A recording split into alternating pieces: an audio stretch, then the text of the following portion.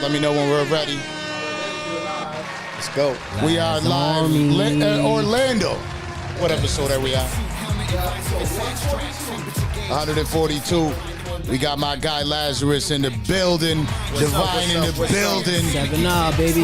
Mic check, one smoke. Tune in. Mine's gone. Gotta keep this grip from both of my arms strong. Shades of the Apollos, Aldrin and Armstrong. Can feel the mission, visualizing, dreading all of this gone wrong. Take a deep breath and buckle in. It's the start of the launch dawns. In 8.5 minutes, using 4 million pounds of propellant. 3 liquid fuel engines consumed that the rocket's expelling. Accelerating, now we surpassing the speed of sound and excelling. Starting to lose gravity, can't tell if it's the ground or the ceiling. And now my blood flows upward, pooling from my feet to my brain. Cerebral veins, vision's getting blurry, can't see in frame. I need to maintain as the G-force of 3 G's is attained. Finally released into an orbit as we exceed the terrain.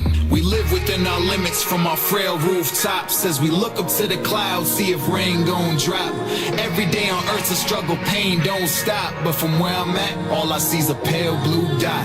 From every great conqueror to all of those oppressed, to every species above and below the ocean crest. For anything we've known within our plain view stops. Cause from where I'm at, all I see's a pale blue dot. My eardrums go numb to absolute silence. Shut the lights off of my suit, adjust the glance in my iris. All I see is pitch dark. We got the co-host Nova Vision in the building. Never imagined it like this. Turn my head and there's the earth I seen in atlases and compasses, just hovering in front of me and hanging on to nothingness. 24,000 miles, move my hand around the circumference. The beauty is so wondrous. 8 billion of us come from this. An emergence of a blue flame emits from the perimeter. The mighty sun rises just as I could witness this phenomenon. Light is dim to photometer. The only thing that I can see that's lit is distant Andromeda. Temperature lifts on thermometer, and now my head is feeling full from the pressure of circulation. Can't let my muscles atrophy, train for self-preservation.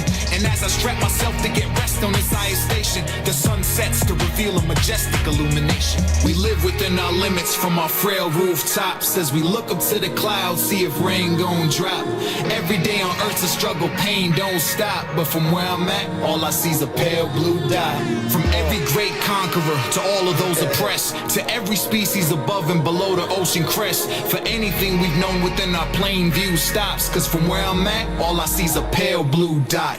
16 times a day I orbit the earth in its motion. The green hue of aurora borealis. They gotta stream it. They gotta get it. It's that pale blue dot. Lazarus, what's good, man? What's good? What's good, man? How you feeling? I'm having fun, man. I'm out in Miami, man. It's always fun in Miami. Miami's a lot different than Detroit. It's a lot different from Detroit, and it's also a lot different from Las Vegas, where I'm currently practicing medicine. Okay, that's what's up. Yeah, I'm from Buffalo. I know Detroit well. You know what I'm saying? Yeah, you know the cold winters and all that. Yeah. Nephew just pulled up to the stew. You could hear him. You know what I mean? All loud and shit. Them chargers, them scat packs. You know? But you started it off with it. Right, you're practicing out here. Right, so I'm in Las Vegas. Yeah. So I'm practicing medicine. Today actually marks the 10-year anniversary to me practicing as a full-time licensed. Well, cheer on that, man. Attending physician. Let's go, man. Congratulations, big homie. It's been 10 long years, and God knows how many patient encounters, man. But I never took time off from medicine. Like even when I was doing my tours, I never took time off. I was always active in medicine for the past 10 years up until today. What exactly in medicine do you do? So I'm a hospitalist. So I do medicine. So I admit patients that come in from the emergency room. I take care of the medical illnesses and everything like that, and I discharge them when they're ready to go. Fire. So you're really the street physician. Amen. Street you know what I mean? That's the word on the street. That's the word on the street right now. You know. What's good, my boy? It's nephew right here. Peace. What's good? We all heard him coming in hot. Yeah. Loud as hell. I think one of the biggest questions is how many lives did he save? Yeah, like I said, I don't even have an answer to that, man. I mean, and that number really exponentially went up during COVID time because I was on the front line. I literally, when the news came out that everybody got to stay inside and stuff like that, I'm like, all right, man, I got to stay inside. But they're like, no, Dr. Khan, we need you in the hospital working overtime.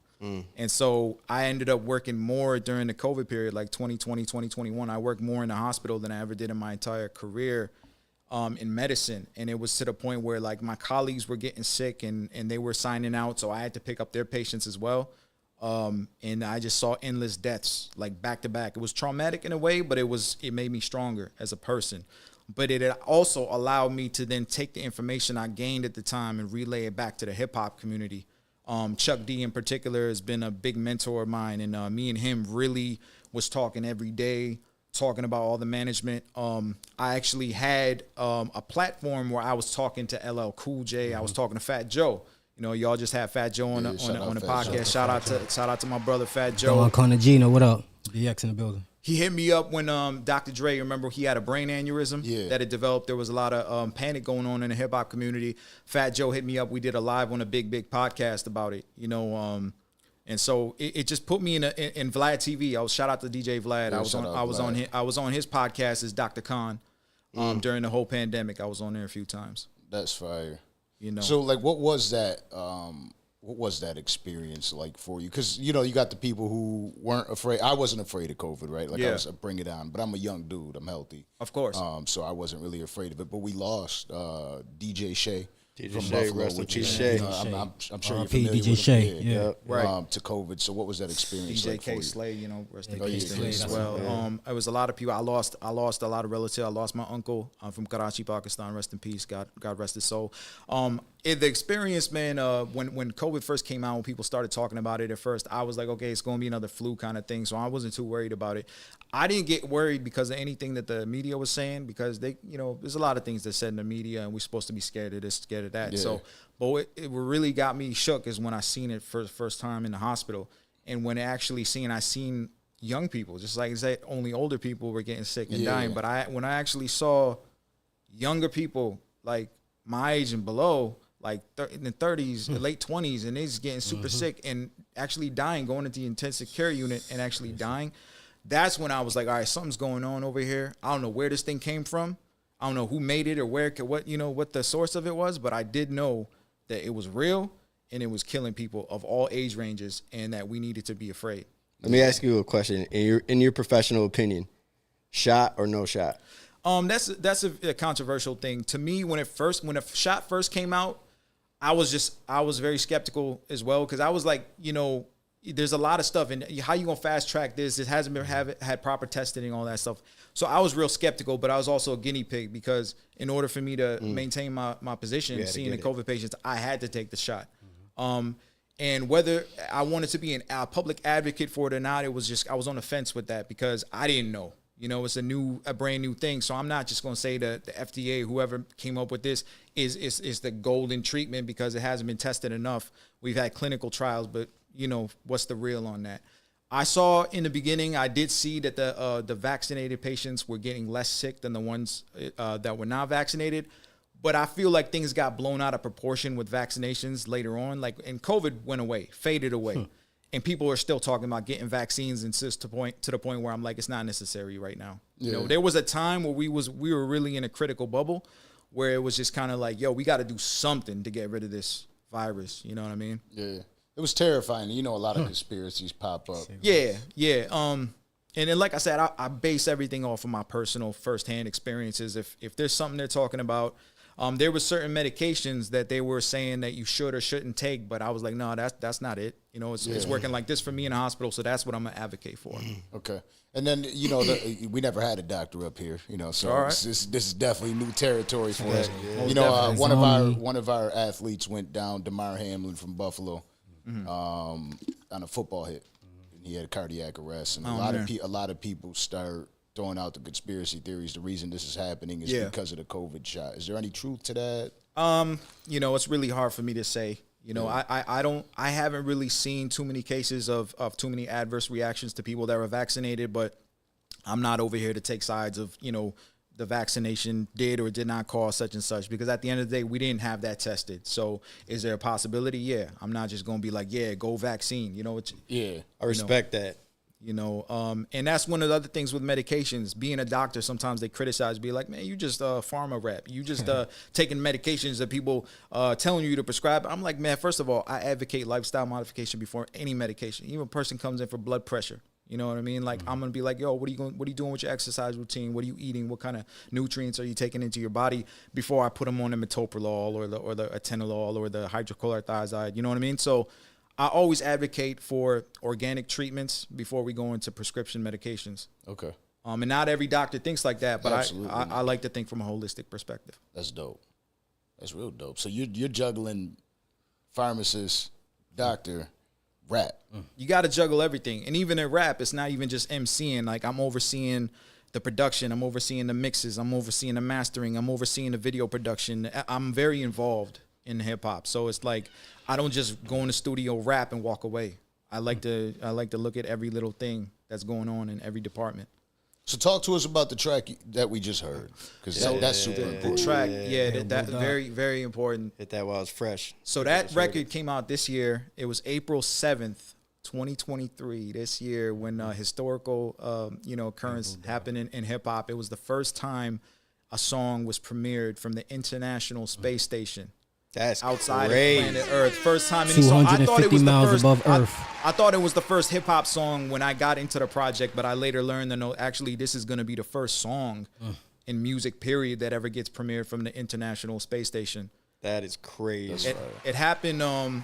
It was like when I was doing the COVID, when I was doing a lot of the podcasts and stuff at the time, talking about that. I did a Clubhouse event where I was talking about COVID and something going on in India at the time. So I was on this little Clubhouse event where they had a lot of people in the audience. I had no idea. I was just on my cell phone talking. But I come to find out afterwards that there were some members from associated with NASA that were tuning in. And, we just started having conversations. They brought it up, but like, yo, I love how you incorporate hip hop. Because I was rhyming about COVID. I was making rhymes. I was like doing, some freestyles about it and things like that. So like, I love how you incorporate hip hop and incorporate like medicine or like incorporate all these scientific things together. But did you ever think about something for space? I'm like I never really thought about that before. And then they put me in touch with Tara Rutley, who was one of the scientists over at NASA. And then I'm just talking to this woman, and she just like, and it was just an honor for me because she's over here talking and appreciating my hip hop. So then I didn't really know where things are gonna go from there. But before I knew it, I was in DC at NASA.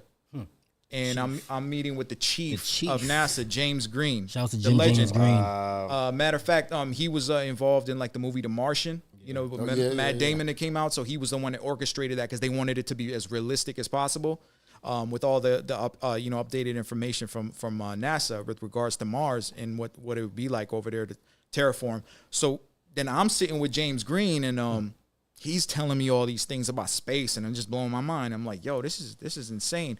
He's like, what about a hip hop song that you do about space? And I started scratching my head. And we're thinking about doing this as a song, a project that we want to launch and premiere from the International Space Station. And I'm just like, what? I didn't really know what was going on. Tap the bottom of the mic real quick. Yo. No. I didn't really know. Yeah, okay. You hear me? Yeah. Yeah, I didn't really know what was going on at the time, man. But then I started thinking and orchestrating ideas like, how do I do a hip hop song about space? But then before my brain went into like, yo, just doing something cliche and just talking about just like, hey, I'm going to space on some corny stuff.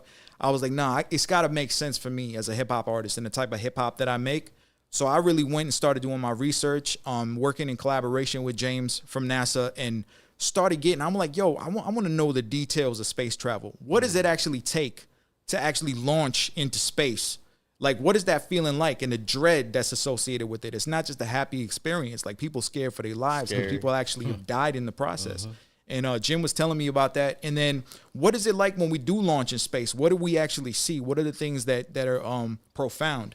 So we start talking about that. And then he starts telling me like, oh, when you in space, man, there's a lot of things you could see on the planet, like areas where there's pollution, crops and things like that. And then just learning about terraforming and all these concepts. I'm like, yo, I'm gonna put all of this stuff in a song and make it genuinely like, realistic hip hop song. I want it to sound like there was a lot of work that went into this. It wasn't just thrown out, and so I put it together. I let Jim hear it. I let staff at NASA hear it. They were blown away by it. They thought it was scientifically accurate. So I was like, yo, and shout out to my producer Prophet who did the record. He did the beat. Tobias Smith killed it. And then they took a cube where they inserted the song into, and one of the astronauts flew to the International Space Station, and that's where it premiered. There's footage actually on my Instagram of the song playing with the cube rotating, and that is wild. I mean? It's crazy. That is fucking. Yeah, that's you're different. Literally the only person in the world that can say that. Right. Yeah, it was historical. Yeah, it was history to make, and I was just super honored and proud to be part of that. That's fire. Shout out to the whole So NASA how did Jim this James Green. entire thing start for you with music? Where are you from? What's your Detroit. nationality? My nationality is Pakistani. Okay. Yeah. And so what got you into hip hop music? How did this start? Yeah, so I mean, I'm from Detroit, so born and raised in Detroit, and to me, I never had a sense of belonging coming up because it's like, you know, I'm a brown man, you know, born in America.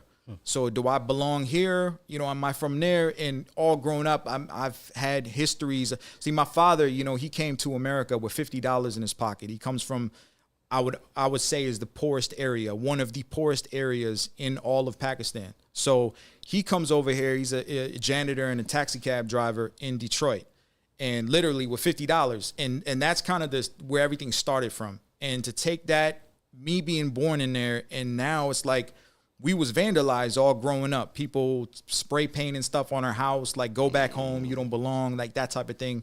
I experienced so much of it that I almost felt like confused as who I am. Like what's really like my place? Where do I belong? And as I started to grow up, hip hop just immediately started becoming something that made me feel at home. Because when I started listening to hip hop, I felt comfortable.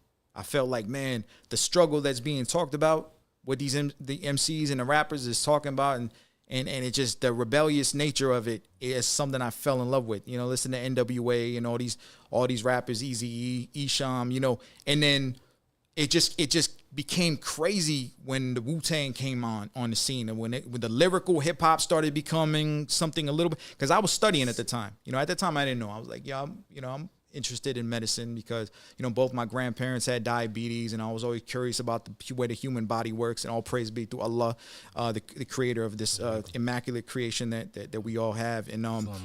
And for me to then, you know, figure out that, hey, look, there's actually rappers out here using these kind of words and terminologies when Wu-Tang came out and stuff, and Big L. And I just became infatuated, man. It was just kind of like whenever I was in school or whatever, like I was just listening to hip hop nonstop, man. I was obsessed. I was obsessed with hip hop, and to the point where, like, every time I put on like a hip hop record that I love, it just made me feel like, you know, it made me feel strong, it made me feel empowered. You know what I'm saying? And that just led to one day I was with my boy in the basement. We was talking about hip hop, having hip hop conversations. He had a little boombox. You know, it was one of those tape deck boomboxes we had back in the day. And he puts on an instrumental. He starts rapping. I'm like, what are you doing, bro? What are you doing, man? Yeah. And then before you knew it, he's like, yo, you got to try this. You got to write some bars. You got to say something. I was like studying biology. And before I knew it, it just became my hobby. Built. I go to college, Wayne State University, stepping into ciphers in between organic chemistry and biology, going right in there, starting a battle. Battle rapper Lazarus gets created. I start going to all these different venues. Oh, you were into battle rapping too? Yeah, I was into battle rapping. Okay. And, you know, I was doing, you know, the beat on, the freestyle, that type of battle rapping, the Shelter, Alvin's, Lush Lounge, all these different spots in Detroit. That's where I came to you know, build a relationship with the D12 guys, because Proof was judging one of my battles, Swifty McVeigh judging one of my battles, and so on and so forth. And speaking of battle rap, man, Dizaster calls me today. Oh, fire. Yeah, and he was just on your podcast. He calls me, and we was talking on the phone, man, and he was like, Lazarus. I'm like, hey, what's up, Diz? How you been, man? And he's like, bro, I need you to battle rap. And I think this is the second or third time that he said this to me. But I was like, I told him, I'm like, bro, I'm going on a Danza project today. I'm gonna call you out on this, bro, because you said this. He's like, yeah, bro, tell him that I'm harassing you to battle rap. He's like, bro, you slay motherfuckers on this and whatever. But you know, that's what, Diz was. Shout out to Dizaster, man. Yeah, Dizaster is my favorite battle rapper. Oh, for real? Yeah. That's peace. Yeah, he's dope, man. He's super dope. He's done it in several different languages. That's what I love, bro, the multilingual, because I've been incorporating that into my hip-hop, too, because rapping, like, in Urdu and then putting that with English, I feel like that's the wave of the future, man, to be able to do that type of things. Connecting with so many people. Hip-hop is worldwide. Yeah.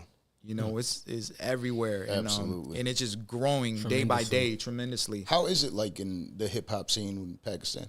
Well, it's incredible, bro. You know, like I feel like in the last few years, the scene has blossomed to like a exponential level. Like when I started rapping, when I was doing my thing in the early 2000s, it was unheard of, you know, for hip hop in that area of the world. But then as time progressed, And now just to see what it is, I mean, we're talking like 30,000, 40,000 people coming out for hip hop shows over there. Like it's incredible. And I'm actually working with the biggest artist from India in hip hop. You know, his name is Emiway Bandai, and Young Cat, right? What was that? Is that the Young Cat? Young Cat, yeah. Yeah. He's not cocky. He's not. Yeah. Okay. You talk. That's my artist from Pakistan. Okay. So he's a 13-year-old. I signed him when he was 11. That's a different rapper. Gaki 1000. Shout out to him, man. Little kid. Unbelievable, man. He comes from the poorest area, Liadi, Karachi. I took him, man. I was just working with him because the raw talent and ability that he had was just unprecedented for that age. So yeah, we definitely pushing the kid. The rapper I'm talking about, his name is Emiway Bandai. Right now, he's the most popular rapper. He's the biggest artist in India. And me and him got a collab album that we getting ready to drop. It's called Detroit to Antop, which is where he's from in Mumbai, India. And in Detroit is my spot. So it's one of the biggest, it's gonna be one of the biggest rollouts in hip hop history. And the reason for that is because the hip hop over there is so incredibly crazy. And it's the first time you're gonna see that convergence with hip hop on this side. Yeah, the only brown man to do it in the US, Lazarus, Laz Army. And you have a lot of the legends on the album. You know, I got my homies, the D12 homies gonna be on the record. Royce the 5'9", shout out to Royce the 5'9", that's my Swifty big brother. McVeigh. Swifty McVeigh, Bazaar. This is going crazy. They say they want Eminem on the DTA. Yeah, Eminem, he coming. We got a surprise, matter of fact. So Can't you know what I say too mean? much today, So basically, man, this project is about to be incredibly epic, and biggest rollout. I'm gonna be bringing my man Emiway Bandai to the United States, to Detroit. Y'all heard it first on the Danza's project. Emiway Bandai in the U.S. soil. Coming through real soon. A couple more weeks, right? You want to give him the date or no? Yeah, it's going down. A couple weeks. That's fire. He don't want to say the date. So like the numbers on that are ridiculous because just like what we know and what I know from the marketing standpoint, like when you look at what's going on in India, the numbers are insane. You know, the fan base. My man Emiway, shout out to him. Congratulations on 20 million subscribers on YouTube, man. Killing the game, bro. Killing the game. Can't forget Yo-Yo Honey Singh. Shout out to Yo-Yo Honey Singh. Yup. Shout out to Yo-Yo Honey Singh. It's a lot of legendary artists, man, and the way that hip hop has been flourishing to different parts of the world is just unbelievable, man. I don't think there's any form of music that has this type of ability to just be as contagious as it is. You know, to be able to travel to all these different lands. You got people in all countries rapping in their own unique tongues. I feel the thing that really draws people to hip hop is the fact that people can relate to the thing more than anything else, any other form of music. I think hip hop now has surpassed rock and roll. Yeah, and without question, yeah. The fact is, it's like you can resonate with the lyrics being told in this beautiful poetry, which can be very beautiful. And I just think it's unprecedented, you know, this form of music. And I tell Chuck D this all the time. I'm like, we're 50 years into hip hop. And you know what I mean? Who knows where we're going in the next 50? Because there's no roof, there's no ceiling in hip hop. And as we just showed, literally the sky is not the limit. We take this out to the outer space. Hip hop produced the first record. The first record that played from outer space was a hip hop record. That's the craziest flex right there. Yeah. You walk into a club like, oh, you're just another rapper? Nah, I got shit from outer space. Broadcasting. Martians. And if you're watching right now, make sure you hit that like button, that subscribe button. And share it out to your friends and all that. And you're dropping a lot of names on there. We can't just breeze past all these. Yeah, let's go back. Let's hit the ahead. Rewind. Let's talk about whoever.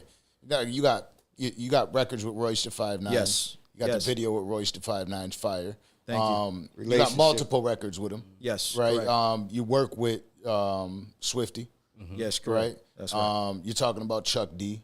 Yes, sir. You worked with, is it Ghostface? Yep. Ghostface.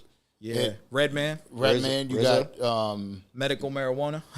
We got a record. Actually, we in talks. We're doing production with RZA. Okay. And Jizza is like a personal mentor of mine. So I've been on a road with him so many times. But I love that man to death, man. And he's been a mentor figure to me, just like Chuck D. And to have mentors like that means the world to me because Jizza is my favorite MC of all time. Yeah. That's a super MC right there. Oh man! So how did that relationship start with Wu-Tang? So you right here, my man, Divine 79. This is how it started. So the way it happened was we was both. I was at the barbershop I met this man, and in a man cave. We was in a man cave, and we just started having a hip hop conversation.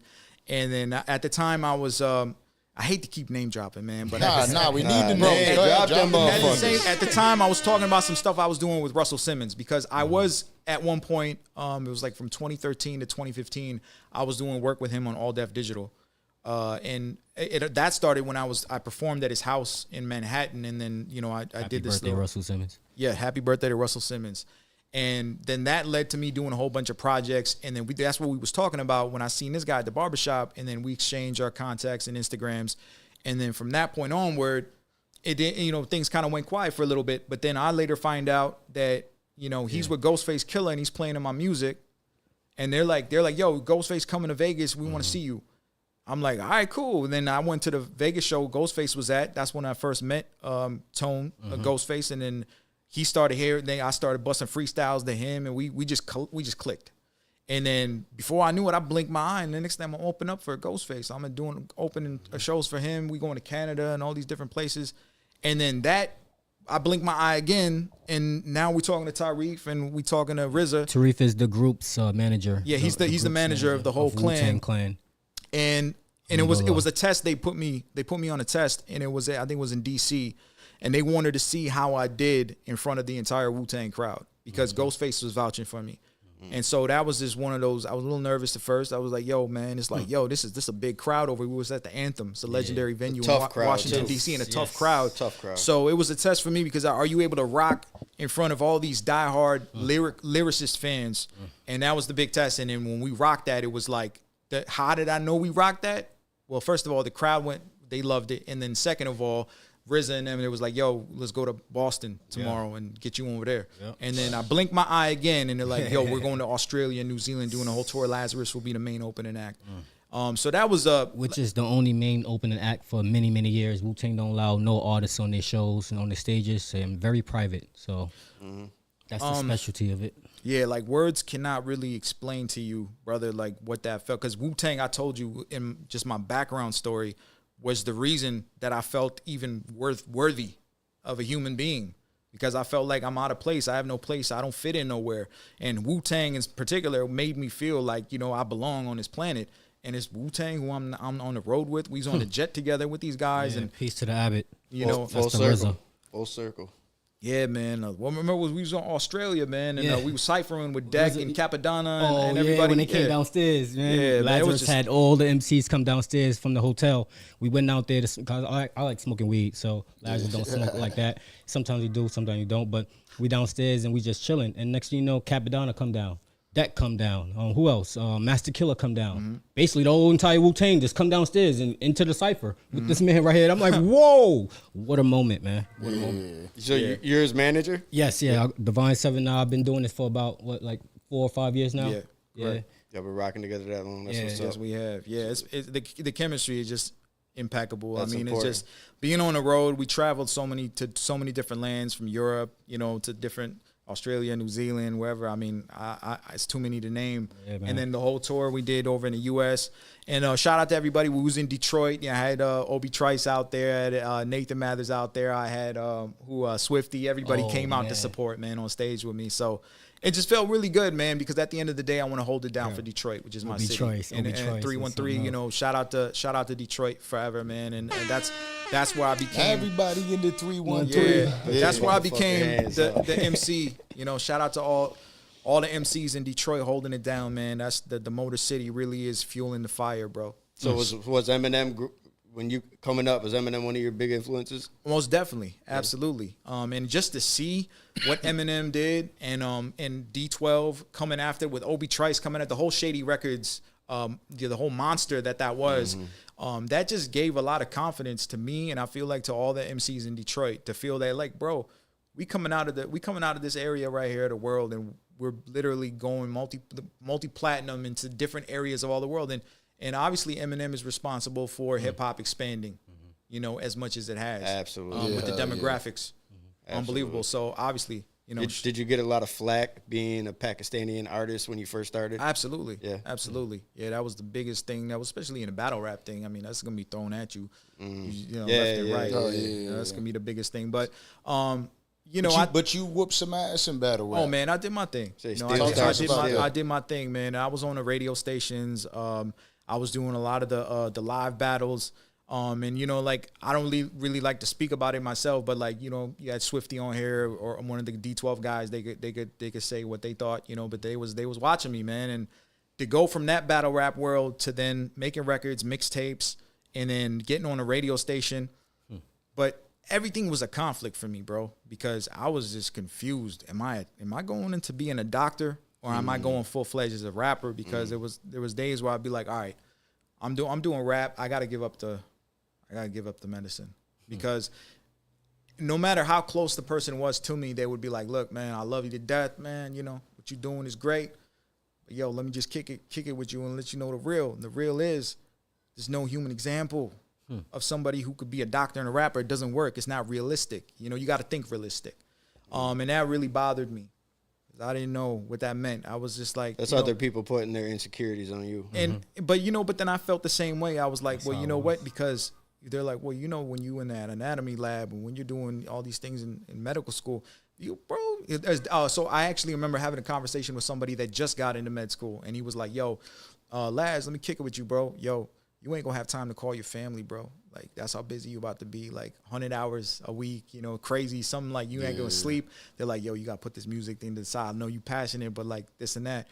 But when I got accepted, I went to Michigan State University. I went to Wayne State undergrad, and then I got accepted in East Lansing and Michigan State. So shout out to Michigan State. They've been showing me mad love throughout my entire career, man. So much love to MSU Spartans. So basically at that time, there was a whole bunch of us that would be studying. You know, like, you know, you got these guys studying like the nerd thing, studying all day and stuff. But I was doing that. I would go in, I'd study, I'd do my 1-2, and then I'd go out in the cypher and I'm doing my music. I'm spreading mixtapes around. Then I come back, study a little bit, go back. So these guys didn't get accepted, but then I got accepted. So there's a lot of people who were like, bro, do you know how much this means that you just got accepted to medical school? Like, we studied our asses off and we didn't get in this year. And you're getting into medical school. You'd be the biggest idiot in the world if you let that go. Yeah. So it was both sides of the fence that I was playing. And I was just like, damn, what do I do? So the signs kept coming to me. And I imagine your family. Oh, absolutely. Yeah. Absolutely. So, you know, I was like, you know what? I'm going to go to medical school. Maybe I'll put hip hop in the background. When I was in medical school, I get the call from Discovery Channel. They're like, yo, we're doing this documentary. We heard your record from WJLB, and we want to, do a documentary piece on you and stuff like that. So Discovery Channel. Yeah, that was way back. And so I was just like, man, how do I make time for this? But I'm not going to say no, so I'll do it. So I ended up doing it. And then it was just like doing whatever I could find time. I did this, and then whatever find time to do. Ivy Duncan, it's just how I met Royce the 5'9". So shout out to Ivy Duncan. He was the engineer and producer for Royce. And he was also working on my solo album at the time. And that's how I got in the studio. Royce had called me the Bumblebee, because I'll be in the studio. I wouldn't blink. I'd be like, yo, all over the place with it. And that's way back. And so, you know, I built from there, and then built the relationships with the people that I had. So I made time wherever I could make it. And so it was tough during medical school. That was a tough time. And then residency was a tough time because it was just so demanding. But then, like I said, 10 years ago, when I graduated from residency is where then I became a hospitalist, have more control over my schedule. Now I'm an attending physician. I'm not answering to doctors above me. So I am the boss at this time. So now I can make my schedule. Danza. Yeah, just like, I'm the boss, like Tony Danza. Yeah. So at this point in time, I'm thinking to myself, I got to fit in hip hop more wherever I can.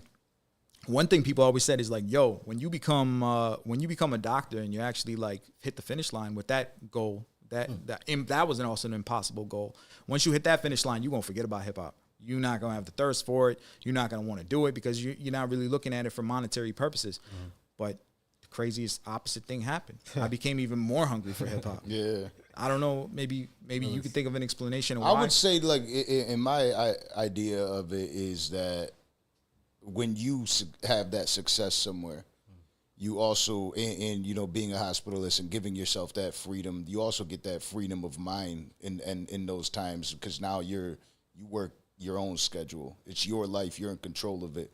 So you know that you could fit this in here and you could get this done. And now you got that time to just really buckle down and get to it. And then the fact that I had all the experience leading up to that point that I did, it just allowed me to comfortably set everything up and set the stage up that would make it, you know, most convenient for me to balance this and that. And one thing I always, you know, encourage anybody, like anybody's listening to this podcast, is like when you have multiple things that you want to accomplish in your life, don't ever let anybody limit you or tell you can't do it, because look, there's 24 hours in a day. Break that shit down. You know, put it down on paper. This is what I'm going to do from this time to this time. This is what I'm going to do from this time to this time. For me, like, I wake up, I do my Fajr prayer. You know, I go, you know, I go to my work. I see my patients. I come back. I got to hit the gym at this time. And then I got to go to the studio. So I have everything mapped out to the point where I'll never get behind, because I give myself enough space to make sure all those things are done. Because I think a lot of times people don't, you know, use time management properly, and then they forget to do this, they forget to do that, and then everything just kind of piles up on them and they can't get it done. Yeah. I mean, what you're doing is not easy. You know, there's a reason why they had that conversation with you, telling you that there is no, you know, there's no example of it being done. And it's, you know, there's always a first. Right. And so you can't be afraid to kick down that door. Right. A lot of people have a fear of chasing those. That sound, I be feeling like somebody's coming behind me wielding a sword. You know what I mean? Because you turn that sound down. I hear it every couple of seconds. I'm like, what is that sound? Somebody behind me with a sword, like the Shaolin swords right there? Yeah. But, you know, like that example of what you're doing is like people really do need to chase their dreams. Some people chase it when they're not seeing anything come from it. And like I want to reach out and be like, yo, cut it out. You know what I mean? Like you gotta get into something where what you're doing is like the best, right? You got the best of both worlds. You're able to make your money and live your life. There's people out there that are struggling heavily because they're chasing the dream so far into it, and there's nothing coming to fruition. You got to be able to dive into multiple outlets and be able to do that. Plus, on top of that, if it is music, that's the other thing that a lot of people have, the music and something else, right? Mm-hmm. When you're successful at something else, again, now you're able to invest in your music more. You could hear it. You could hear the confidence pouring out of that individual. So when you listen to the music, it sounds different. Right. You know, if you're really not doing with your life and it's the same story every single day, you know, I'm in the basement struggling, you know what I mean? Like, it's like, okay, like when are you gonna get to the first floor to, you know what I mean? Let's get you out of the underground for a minute. You know what I mean? That's a good point though. Yes. No, I agree. And I think that especially like, you know, I shout out to all the independent artists, independent rappers and stuff that are sometimes fueling or financing their careers and from other outlets. And I think that's very important, is because when you do get to the position where like somebody wants to give you a record deal, right? And then they're going to give you X amount of money, but then there's these guidelines you got to follow. And I've had multiple occasions where I had to sit down with execs from, you know, record companies, and they actually wanted to reformulate who I was. They said, look, the education, put it in the background. Pakistani, hide that. Do this, don't be that. And to me, hip-hop was always about being yourself and being able to show that hip-hop expands to this and this and this and that. So if that's being taken away, and then they're like, try to use less intelligent words, try to use, you know, dumb it down. You know, that term dumb it down, it always made me mad. So I was like, well, what about if the money you offering me, I'm doing this anyway, and then I could do this the way I want to do it. And then now I could stand on my 2 feet and say, okay, I'm not a slave to this, and I could do the music I want to make. A record like Pale Blue Dot, a record label probably would not, you know, get behind that type of record, you know. But the fact of me being independent, it allows me the freedom to make the music that I feel is worthy to be made, that actually does something for hip-hop. It contributes to the hip-hop culture. Because if it's not doing that, or if it's just repeating something that other artists have already done, then it's purposeless. And to me, my purpose isn't just to, you know, have this position in hip hop. I want to be able to expand hip hop in as many, you know, ways that I can. Hip hop did so much for me. Now I want to give back to hip hop. This is kind of my approach to it. And this is what, you know, I talk to the OGs about this all the time. And I want to give back to hip hop in whatever way I can. That's something that I could do that others might not be able to do.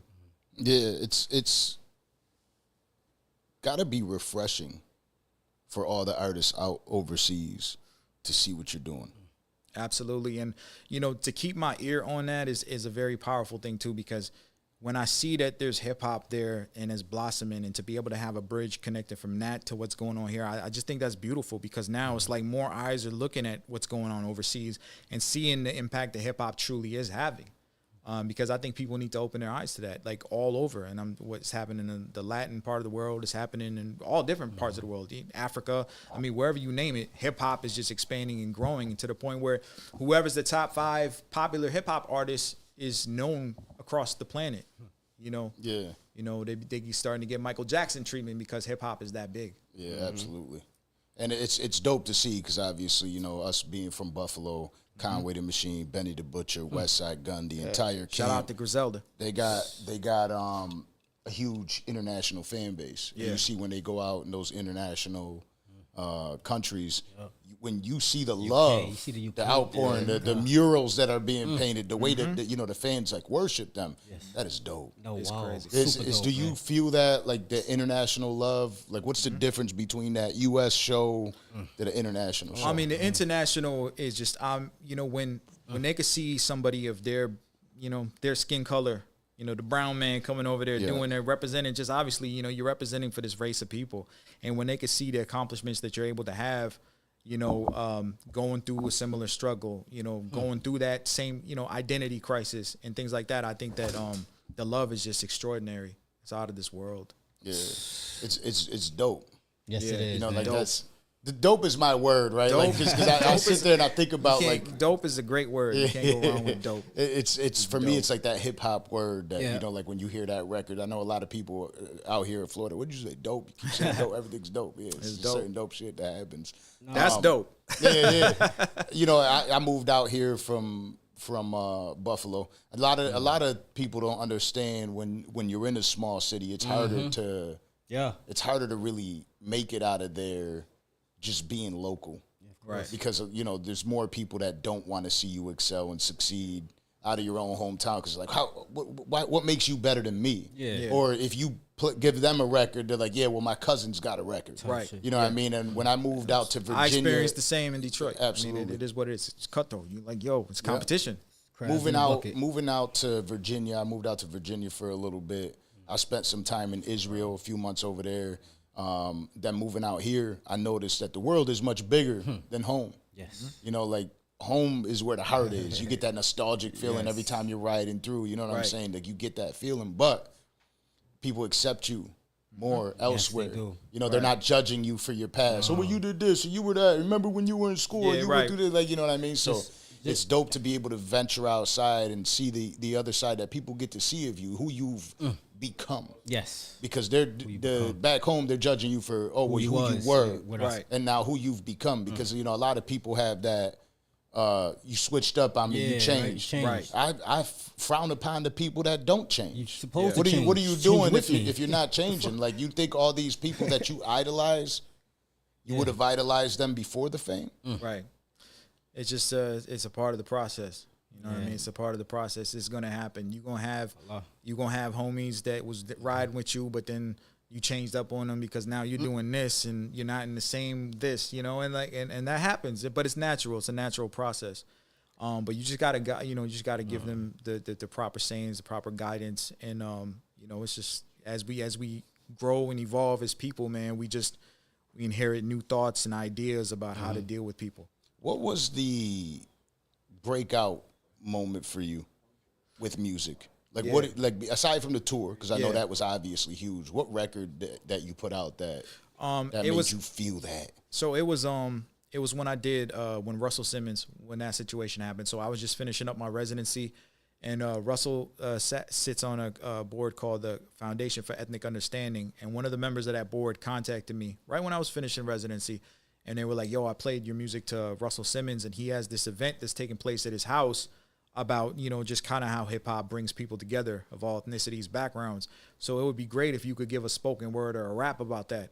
So I put that together. I went over there. It's on YouTube, you know. So as soon as I did that, Russell Simmons, you know, stood up, started clapping and everything. And he's like, wow, it's incredible. Then when I started doing work with All Def Digital, and the first record I dropped on there was with Bizarre D12. So I would say that record, because that won an award for the Underground Music Awards in 2015. Joyner Lucas was nominated at the time too. So it was like a big moment for me just to be there. And that record was me doing open heart surgery and lyrically describing it on Bizarre while he's on the table. Yeah, man. So that record definitely, definitely felt like a breakout moment for me. Yeah, and that's different. You know, it's something that you get to listen to that you know, we as hip hop heads we're always searching for something new. Yeah, and even I'm when chasing it down all the time. I always want to try to find. That's just like the Pale Blue Dot. Like I want to try to make a record.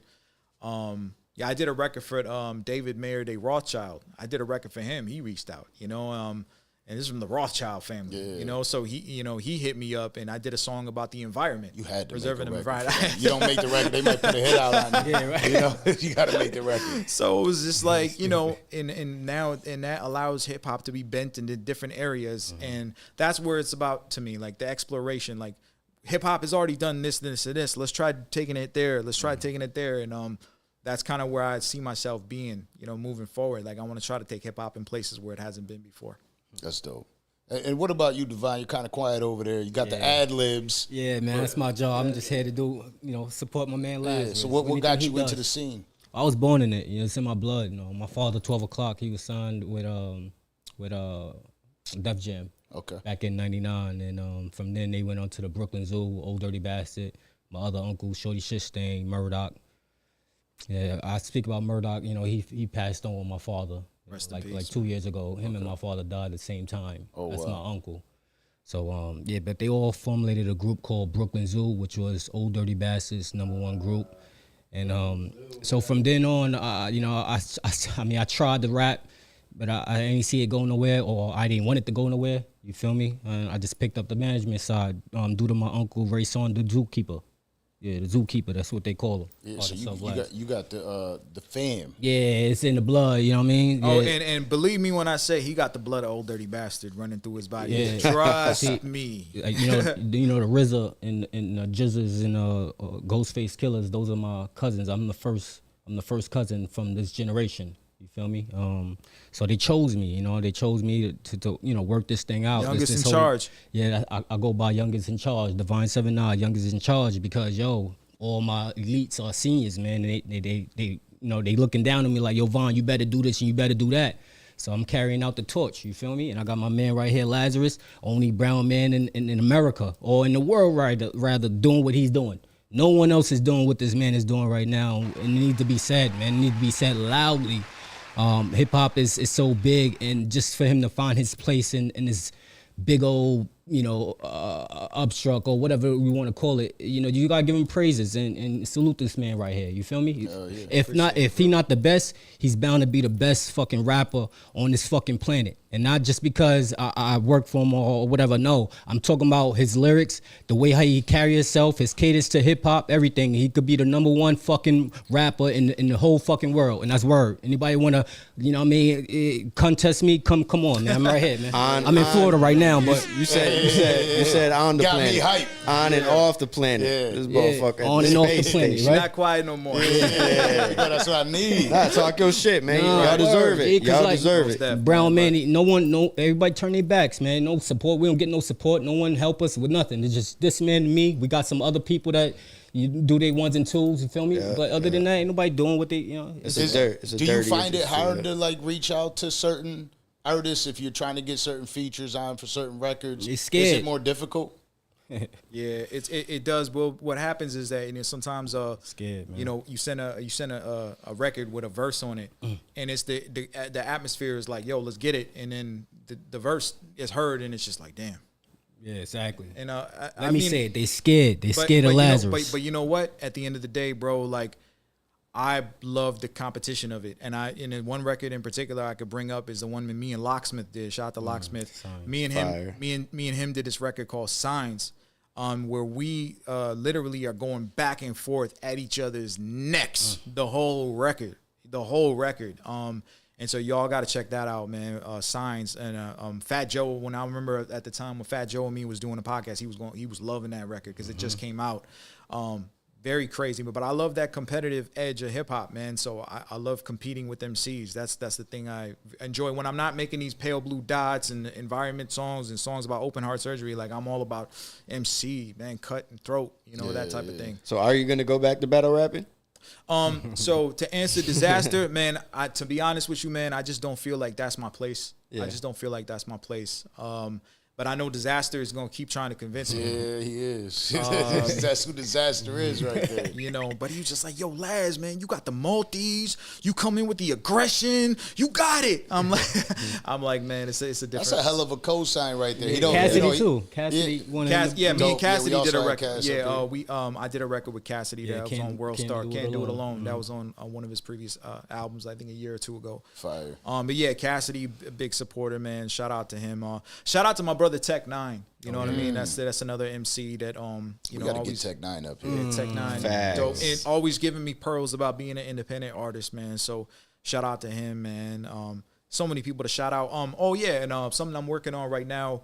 You guys familiar with Linkin Park? Yeah. Yeah. So yeah. rest in peace, Chester Bennington. So Chester Bennington's son, Draven, I'm mentoring him. That's something I'm working on right now. So he's a hip hop artist. He's going into a dope hip hop artist. So me and Chester's ex-wife Samantha, she reached out, you know, and just coaching, mentoring him. Shout out to Samantha. Yeah, shout out to Samantha Bennington. So that's another project that I've been working on. Another flex.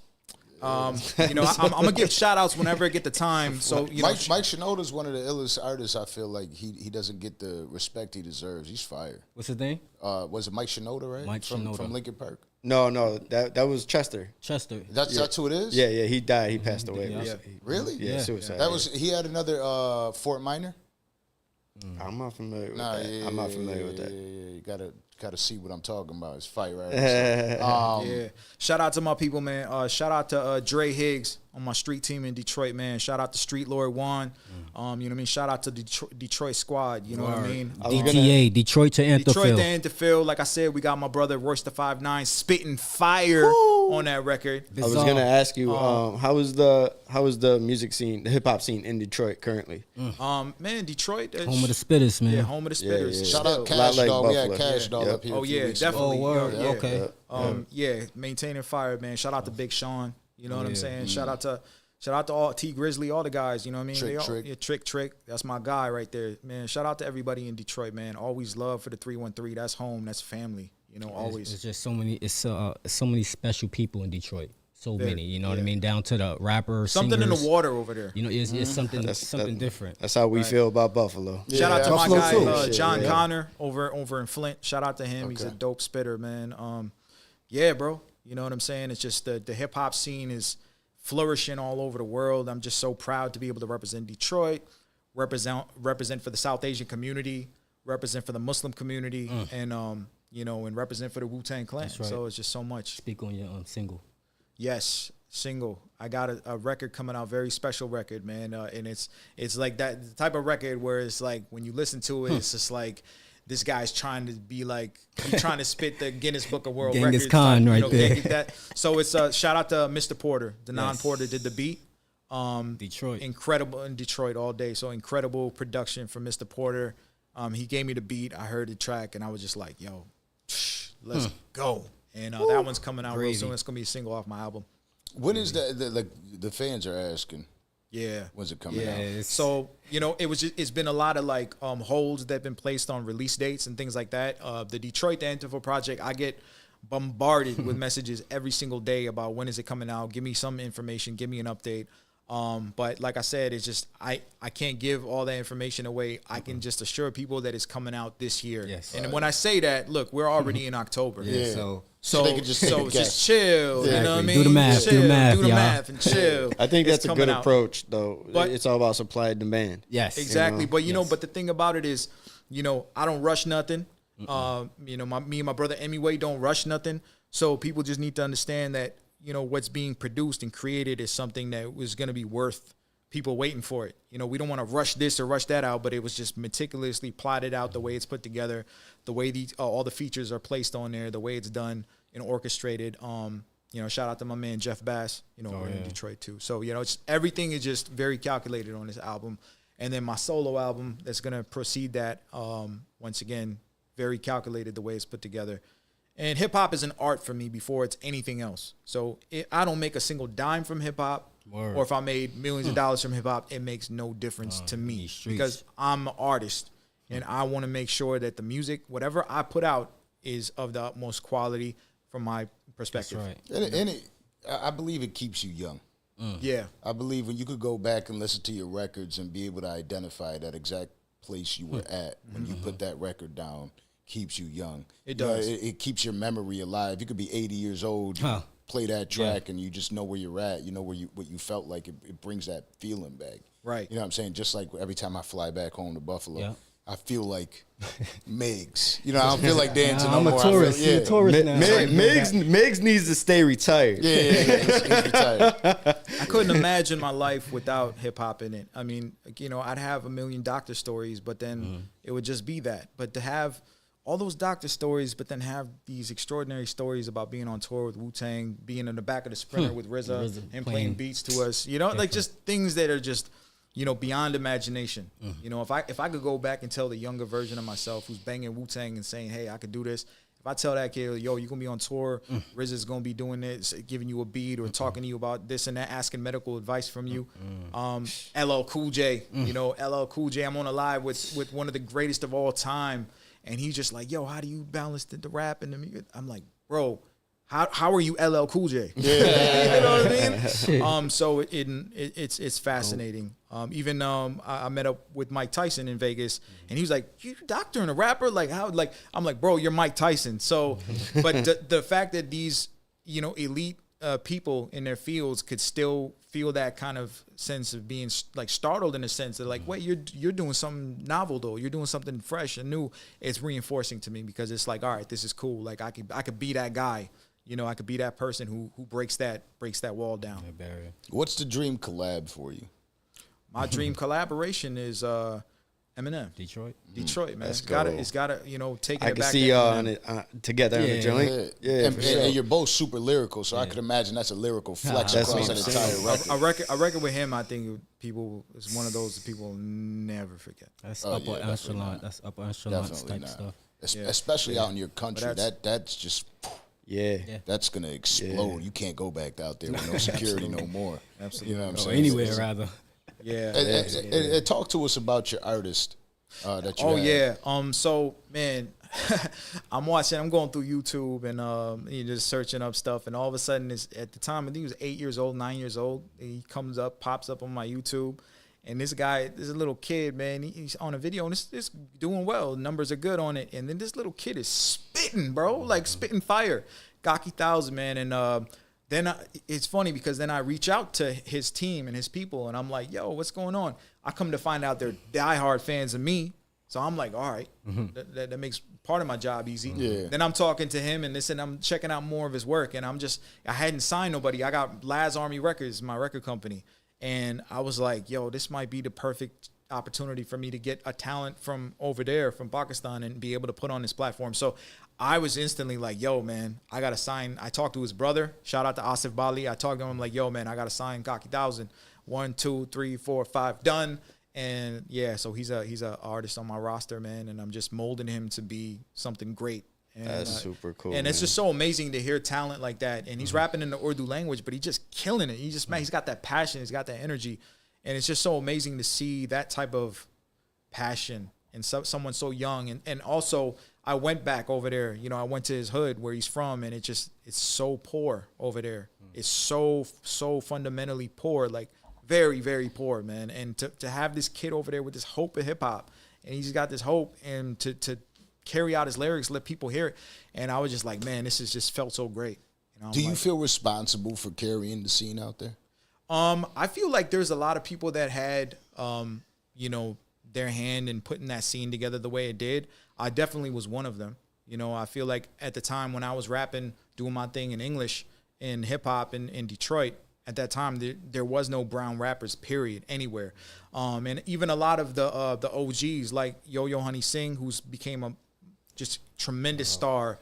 Like he was telling me, I just linked up with him recently in New York, and he was telling me that he sent me records. He sent me a record, or he like was hitting me up at a time where I didn't even know who he was. And then he turns out to be the biggest star like a few years later. Same with Vivian Devine. He used to DM me, hit me up on social media. Shout out to Devine. I just linked up with him recently in LA. And it's just like crazy. It's like all these people, I didn't even know that we was talking. before they blew up. Yeah. It's just crazy. It's how the scene works. Like, what is it? The 5 some separation. Yeah. What is 5 degrees? Yeah, 6 degrees. It's 6 degrees of separation. Yeah. Mm-hmm. That's what it is. That's you exactly start getting more and more involved, and you notice that this person Yes. knows this person, and this person knows this. You know, even when we have some guests on the platform, we'll find out that you actually worked with this person. Yeah, it's crazy with social media because, you know, you get DMs from people, and, you know, I have people also working on my social media, so it's not always me that sees the messages, but it might be like, yo, I want to reach out to this artist. I come to find out we've already engaged with each other previously years ago. Yeah. So it's crazy. Like, oh, we already know. Okay, all right, bet. And people don't really understand that the work that goes into what you're doing. You know, right? You're a doctor and an artist, so it's not like, you know, when people are reaching out to you, you could see it right on the spot. It takes time. Like when you're extremely busy, there's people that reach out to me and like, oh, I was trying to get you up on, or I was trying to get up on the show for a minute. I'm like, damn, like I had 48 shows that I was trying to juggle. You know what I'm saying? And then it's the same thing. And they start holding these unnecessary grudges. Yeah. They're like, that's oh, the he biggest ignored thing. me, or he, you know, he didn't answer this, or he didn't answer that. It's just Entitlement. a lot of times it's like, bro, I didn't see that. Absolutely, and at the same time, it's like you'd love to work with the person. You feel me? I've reached out to people when we first started the podcast, trying to get people up here, and then they'll eventually be sitting down across me. I'm like, you check your DMs. You know what I'm saying? You need to check them because I sent you 48 messages already. Ben on your shit. Right. And as we grow, it's happening for us. You know what I mean? Just like anything else, it takes hard work. That's right, God. You got to be dedicated to your craft. You got to invest in yourself. Got to. Hard work and You're money. not going to make it anywhere if you don't invest in Got to. yourself. You That's know, number like one. a lot of Number people one. would take, you know, you make a couple dollars off a record, they take the money, they go buy some outfits, and now you can't produce that second record. You can't get You hit a that dead beat. end. Yeah, you can't get to that show. And it's important that you invest in yourself. And I would imagine that's something that you take pride in investing in your projects and things My of that projects and my artists, you know, and to be able to, like, you know, take my art serious. Like, that's how much it means to me that I will invest in it, because this is, to me, a very, very, very important thing for the future. What's the process for you like in the studio? Man, so for me, like when I'm putting All the way from picking the beat. all the way from picking the beat. So for me, it's very like, I'm very strategic every step of the way. Like, I have to get the production has to hit me. So when someone sends me beats, or somebody send me like 40, 50, 60 beats or whatever like that, I'm not going to listen. A lot of people be like, bro, listen like 30 seconds at least. I'm like, nah, I ain't going to do it. I'm going to listen to maybe 10 seconds max, and I'm going to skip the track. And they ask me, Laz, why you do that though? I'm like, because if I'm not ready to listen to the rest of the track after 10 seconds, I'm skipping the record on an album. Yeah. Absolutely. So the first 10 seconds is critical. Like, I don't give me no crazy intro. Get something in 10 seconds that make me say I'm listening to the rest of this record. So that's the first step. So for me, production is like the biggest element, because I feel like even some of the biggest artists, you know, sometimes they miss on that. They're like, well, people will get to the lyrics and they end up, you know, the track will grow on them. I'm like, nah, bro. If that beat ain't hit me in 10 seconds, it's not something I'm rapping on, because people don't even going to listen to my rap because they're going to skip the track. I don't want no fillers. I don't want no skip tracks. So that's number one. Then number two, you know, listening to the record, I obviously want to hear a great hook. I want a hook on it, whether it's like a rugged underground hook or whether it's more catchy, like your mainstream sounding, whatever the hook is, whether it's me doing it, whether I got somebody else doing the hook, the hook's got to be something that's memorable. It's got to be something people want to, you know, chant or sing along with. That's got to be right. So the hook is the next thing I think about after the beat. Third thing is how I brainstorm and structure my verses. So it's like if I'm doing 3 verses, and a lot of rappers do 2 verses, but I'm still usually sticking to 3 verses on a record. So then I make an outline, like I want to accomplish this on verse 1, accomplish this on verse 2, accomplish 3. And then after that's done, then I start thinking about, okay, what could I do with the syllables? What could I do with the different flows? And one thing I love to do is I love switching flows up a lot. So I'm not just rapping one way. And even when I do my multi-syllables, like I really want to make sure that, you know, I'm trying to bend those. Me and Cassidy talk about this all the time. We're like, bro, you got to hit him with the multi-syllable. You know, slice them into parts. Dissecting is the art. I calculate the angle of his zygomatic arch. Like, put as many syllables as you can and try to string them all along. It just sound crazy. People don't realize what's going on, but when you hear it back, it's just everything's falling in place. So that's kind of the process, man. And then I'm really deep into the mixing of it, making sure the mix sounds great, make sure the master sounds great. As you know, Vine, we go over that stuff left and right. So to me, the process, the formula is pretty pretty much the same every time. And I think if you follow that formula, you ain't gonna go wrong. You're gonna make great records because you're thinking about it from the base of it, what the beat sounds like, what the hook sounds like, and if the hook is not going, then the record's not going forward. Yeah. Like it's got to be step to step. You know, like those modems when they use the routers, it's like you got, in order for you to get the internet connection, you got to pass every step, and that's what it is with the music with me. Fire. So then you just get into the studio and it's this. The record is prepared before you even step into the studio? So I go in the studio. Shout out to my engineer, Hugo Castillo. He's somebody I love working with. And I get in the studio and we just go. And I just start lacing the verses, you know. And sometimes I lace them multiple times, you know, and do multiple takes on it, multiple styles on it, just so I get the right sound on it. But it's like I know it when I heard it back and it's right. I'm like, yeah, this is it right here. This is how we gonna cut it. We gonna cut this. So I imagine you're probably even dissecting the stems. This goes off for this portion. Yeah. We dissect it to perfection. We got it in the new record I said with Mr. Porter. Oh my God. Oh, wait till you hear that. Yeah, wait till you hear that. Is there a date on that? Because these fans are gonna kill me. Yeah, I know the fans are gonna kill me too, bro. But like I said, I can't give dates away. All I can say is 2023. It's already October. Yeah, we dropping bombs before the year ends. Yeah, we dropping bombs before the year ends. Everyone. You know what I mean? So it's going down like that, man. And it's just it's just been an amazing experience. This project that we're doing, the Detroit to Antop, has been so much fun. DTA has been so much fun. It's just so much that went into this, and to be able, because my man Emiway's rapping in Hindi, I'm rapping in English, and it's just the way we do the back and forth on that is just crazy. Fire.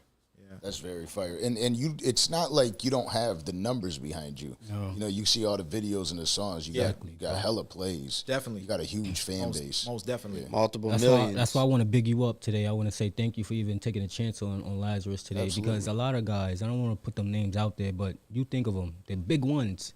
They say, hey, we want you on the show. They drop the ball. I don't know why. He's better than a lot of these cats. But, you know, I guess that's how the games work or whatever. I don't know. Right. Yeah, I feel like people are afraid. You know, I love being independent. Right. Right. Like, you know, this is funded by me. Yourself. Right. You know, and I want to be able to, you know, like I told you guys when you walked in, our idea of an interview is meeting an individual. Right. It's not about sitting there learning every little piece about that person and saying, well, you know, in 1997 you dropped this record and this record did 352,000 plays. Right. It's more or less like organic dialogue. We're sitting down, kicking it somewhere. You guys walk into a room, we got a mutual friend, and we sit down and we're all politicking. Right. And that's exactly what's going on here. So we're able to, you know, talk about real life, things that are going on in the real world, and then what you got going on with the music, and people are able to see who you truly are as an individual, as a human being. And then they also get to hear what you're doing with the music and become a fan of you. You know, not just, okay, well, he's got this record, I really love this record. It's who is the individual we're speaking to, and that's important. That for me, because I don't, you know, when these deals come across the table, and I'm looking at them, I'm like, okay, where they're saying that, you know, we got to approve certain things. Like right there, when I'm seeing that, if you got to approve it, I don't want to do it. No, it's the same way I feel about the music, man. It's like, you know, I don't want to have a record that I feel so passionate about, but they're like, nah.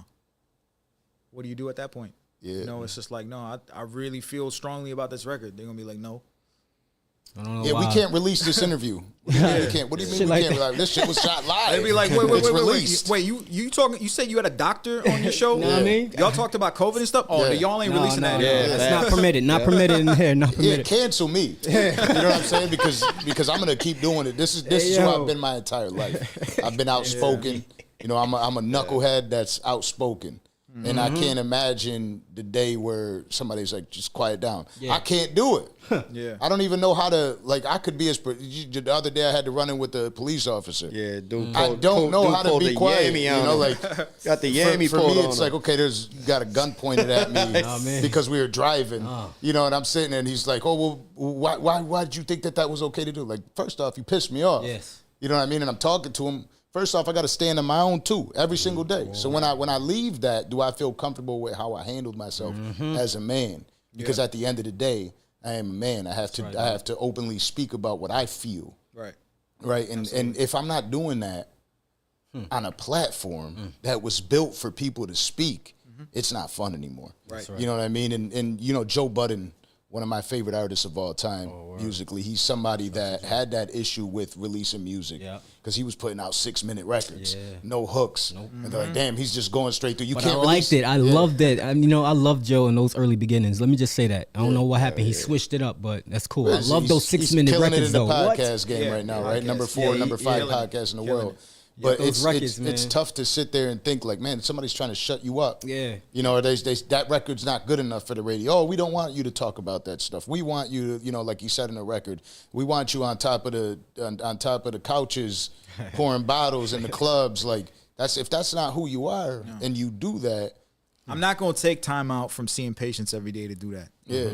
Because there's plenty of people ready to do that. You're doing something. You're doing something that's way more valuable. You ever run into a patient at all that was a fan of your music? Yeah, actually, it happened last week, like last Wednesday or something.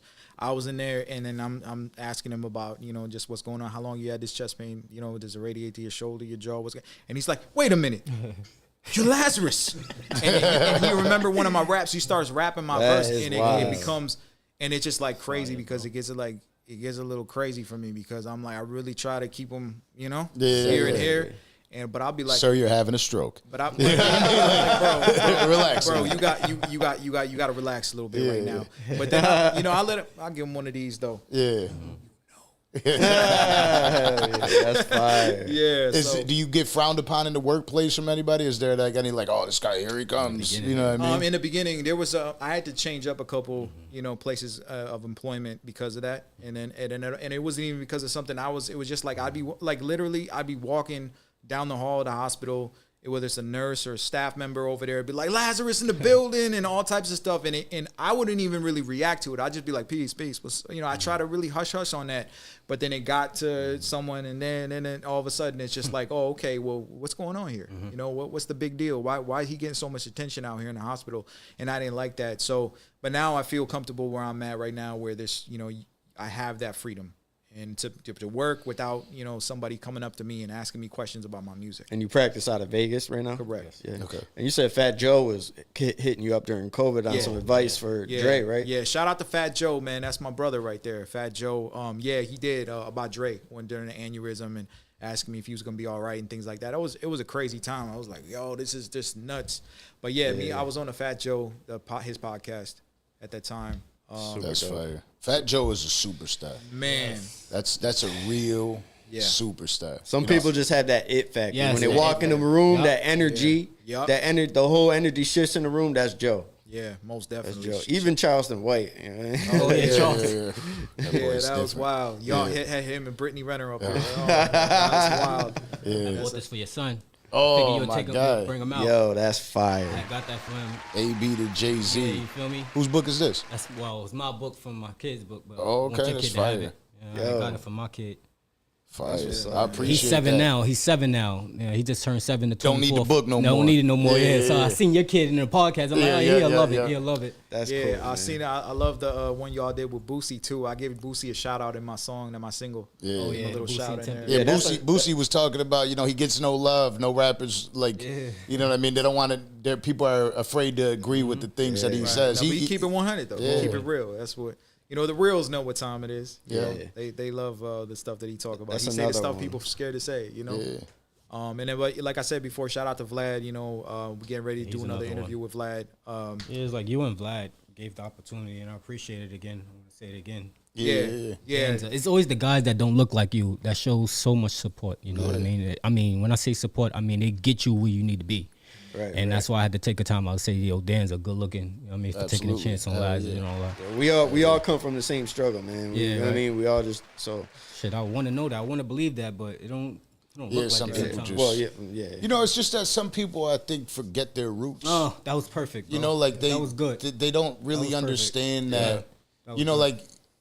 like it's almost like they're afraid to be seen for who they truly are. You know, so they rather sit in there with the image of I'm going to be this, I'm going to talk to these. You know, even for us, right? Yes. We could be afraid of like, oh well, you know, we got these people are like A-list celebrities, superstars. We can never do anybody else that's not up there. People could be afraid of that. For me, it's like The organic conversation that is actually occurring is what you're here to watch. You know what I mean? You're able to see, shout out to the sun right there. Peace to the sun. Word. But like the organic conversation and meeting the individual is the most important thing, because you might see a A-list celebrity that really doesn't have that personality. Doesn't have, most of the time. doesn't have anything real to speak about because they forgot their roots. And then you have the individuals who come in and you get great conversation. People get to learn. They get to see the hunger that you have. They get to see what you're doing, and that is what is inspiring to the world. I wanted to also give a shout out to my older brother, Iron Amir Khan, man. He's a prize fighter. You know what I mean? He was heavy into boxing, and when we were talking about, on the come up, what inspired you to want to push forward, I definitely want to give credit to my brother, man, because he was fighting, and at the same time we was getting picked on for our ethnicity, our race. He was the one that told me, hey man, like, you don't take that. You don't take that from nobody. You hit him right in the face. That was the big A. Now, he would do it literally. I would do it lyrically. Amir Khan? Yeah, well, it's not that. Oh, okay. I was about to say, I I think I know what you're talking about. You know what I'm saying? No, he big, cruiserweight. Okay. Yeah, most definitely. Whooping ass. Yes. Boxing is a big part of my life too. You know what I mean? Like, I'm a big, huge. Yeah, we boxing had some fan. boxers up here. We got some more coming up. Hey, Y'all had Wilder up here, right? Wilder's coming up. Oh, Wilder's coming up. Yeah, we had to reschedule. Yeah, because that one. record he was playing that I did with Ghostface, I shout out Deontay Wilder on Yeah. that record. Wilder's a big boy. We had to get the camera set up for him. Yeah, big. Yeah, but we had Devon Haney up here. AB situation was unfortunate. We couldn't air that one. I don't know if y'all seen that. Did y'all see that? No, I didn't see that, we but I already couldn't know when really- you said we couldn't AB. release it. When you said AB, I'm like, I already know it's It was gonna the controversy was insane. The backlash we got was insane. You know, he was intoxicated. Yeah, You know, he's supposed to be sober. Yeah, okay, that's what it was. So it was just like But he was everybody talking shit to blasted us. You know, that's crazy how, like, you have people that come on podcasts sometimes say more than they're supposed to say or do more than they're supposed to do. Like, just keep these Well, situations. that's the thing. That's the beauty That's of the it. thing. You know, we took a lot of flack for that. But he Next is a thing you got grown man. Law enforcement coming in and asking He questions. is a grown man. He's responsible for his own actions. His team. You can't is blame the responsible. podcast. It's not our fault. But the thing is it's not even. It was more the people. It's not like he was like, oh, you can't release it, you can't do that. If anything, he wanted it out. He agreed. There was never a disagreement between us. But again, this is the world, right? Yes. Like, sometimes you have to do that. The only reason we took it down is like, okay, if they're gonna keep coming at him aggressively about that, we don't want anybody to look bad. And we take care of those interviews. up, we got a celebrity like that coming in. We're finding out what they need to come out here. We're taking care of them. Absolutely. It's not like, oh, it was free and things of that nature. But at the end of the day, integrity is important. Always. You know what I mean? Always. So to sit there and blast them and to put that whole thing out there for people to try to judge them based on that is not something we wanted to do. Inevitably, hopefully, we can release it because there was very dope things that were said in that. I hope y'all release it. I could only imagine. I could only imagine. You got legends in the building. You know what I'm saying? Absolutely. And tonight we got 2 more legends in the building. Appreciate and I appreciate y'all greatly having us, man. So what are you doing for the rest of your Miami trip? Are you here for a few more days? I got a medical conference I got to go to for the weekend in Orlando. So I'm headed over there next. Actually, I'm gonna run out to drive out there tonight. Fire. So yeah, I'm gonna do that. Give it a little talk and things like that. But I just feel like, man, to step in the doctor's shoes one day and then step in the rapper shoes next day, it's a blessing to be able to live that life right now. Yeah, that's wild, man. I ain't never heard that story like that ever. And I've been around a million artists. That's super cool, man. And and like I said, and I don't want to just use it to boast myself. I want to use it to inspire people, coming up, because it's like that confusion and not knowing, if this can or cannot happen. That always bothered me. Like, I want somebody to be able to say, but no, you could do it. It's all about time management. Word, Superman's alive, real superhero type shit. Yeah. That's super dope. Saving lives. Yeah, man. Writing records that are saving lives, because I'm sure you inspire a lot of people, because your music you're not talking about popping bottles in the club. You know, I can only rap about what I experience and what I know. So literally I refuse saving to lives. fake being somebody I'm not, which the labels wanted me to do. I don't want to do that. You have some crazy story of a fan experience that reached out to you? Yeah, well, it's a lot of those actually, and you know what? Let me give one. Give one. Remember we did a show, I think it was in Sacramento, and some girl came with her husband or boyfriend, I'm not too sure, and she was like, Lazarus, what do I have to do to get behind the stage? Oh, no. And her man was right there. She told the man to hold on real fast, hold on. And I'm like, what do you want? She said, what do I have to do to get back there with you, Lazarus? I couldn't believe it. Her man right there. I'm like, oh, shit. And I remember being on stage and like getting ready to do my performance, and somebody was having a seizure in the crowd, and I had to like literally delay my set, come down and actually take care of that situation. That's crazy when the demand for the job is the artist. Yeah. So it's just is there a doctor in the house? Yeah, do with the mic. I'm on the mic, and it's just like, oh, we gotta stop the show for a second. You know what I'm saying? Wow. But a real human being. You know what I mean? Like you could have easily let somebody else take care of it. You know what I'm saying? But you know, I look at the fan thing differently because the fan is the next superstar. Like that fan, and I've really opened up to that. Be like the fans that are reaching out to you and the artists that are reaching out to you, like you have to treat them with the utmost respect because these are the future superstars because they're gonna come out one day, you know, and have their platform. They're gonna have their moment. They're gonna have their moment. So you have to always be aware of that, and you can't shun people away. You can't like, oh, he a nobody or he this. You know what I mean? And similarly, like I felt that so much with coming up and people thinking that way about me. I'm gonna ignore him. He not important, or this and this and that. But at the end of the day, it's like we come to our moment, we get to our position, our time comes inevitably, and all you have to do is focus on the finish line. Like I feel like whatever it is you want to do, like I always look at it like this is where I want to be. Remember we was talking about I want to be the artist that's bending the rules a little bit, taking hip hop into places and spheres where it's not supposed to go. That's where I see myself. So that's the person I want to be down the road. And as I'm developing into that person, I always focus on the finish line, and that finish line is where I'm targeted at. So whoever's talking this on the left and right, I try to shun that away and just focus on the goal. Because eventually, if you just put your focus on the goal, you're going to get to the goal. And those people shunning you on the side, they the ones that's going to be praising you. Absolutely. Now, out of a question I love to ask my guests before I ever let them leave. Life is huge. It's a great question. Life is, it's not, a lot of people take life as, they speak about it like it's a small thing. You know, if you really are active and you're in the moment, you're alive. It's a long time. That day doesn't really go by that quick if you could pay attention to everything that's actually transpiring in that 24 hours. Out of a 0 through 100, where do you see yourself at in the scale of life right now? I don't know. I like to think I'm just getting started. Yeah, Fat Joe said 30. Yeah, For Fat Joe to say that was... I would say 7. Yeah, I mean, to me, like, it's like, I would like to think I'm still, it's just like, I know life is short, you know, life is limited, but it's like, I don't want the time to go by without me being able to go all the way here, all the way there. And, you know, to be where I'm at now, to have touched outer space. But I'm like, yo, I want to bring these continents together, and I want to do these things, and I want to take hip hop in places where people never thought of. Like, I always think from the perspective of, man, I got too much more to do, and I got so much more, you know, to do with hip hop. And, you know, it's very funny what you say about time is time goes by so fast, especially as we're getting older, because, you know, when we're younger, we only have a certain number of years that we know of that we're building off from. So if you're 10 years old, then all you know is those 10 years. So life seems longer, you know, for you. But as you're growing older and years are going by, and especially if there's not that much that's going on in that year, like you're just working your 9 to 5, say, and things are just progressing, it's going to go by because you don't have those unique moments that are coming. So for me, I like to live my life with creation of unique experiences and moments. I also love traveling. You know, I love to go to different areas of the world where I can see something that's different from what I see on my everyday. And that makes your life longer because now you're able to see, oh, I remember when I went to, you know, Turkey, and I went to Istanbul recently, and I experienced what the people are like over there and what those experiences are. Sometimes you got to get out of your bubble and go experience a different part of the world.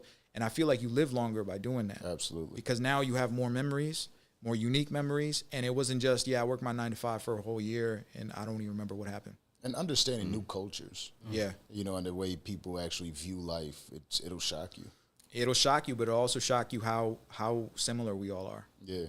It's just like our body. We all got the same arteries, the same veins, the same nerves, the same bone structures going through our, you know, insides. Yeah. But, you know, people want to fight about this and that and this and that. You know what I mean? But at the end of the day, we're all one. And one thing I always show with the hip hop is we are all one humans, one human species. And that, whether you're on all the way on the north side of the world, southwest, wherever part of the world you are, we all belong to the same human family. And, at the end of the day, we got to respect one another. Absolutely. What does 100 look like to you then? 100 looks like rapping on Jupiter one day, then I'm rapping on Mars the next Come day. on. Then, Come on. You know what I mean? Let me shoot the videos for that. Let me shoot the videos for that. Yo, then I'm flying. Oh, my bad. Then I'm flying, and maybe I'm going underwater. I'm rapping to the, to the creatures under the sea. I don't know. Just a question.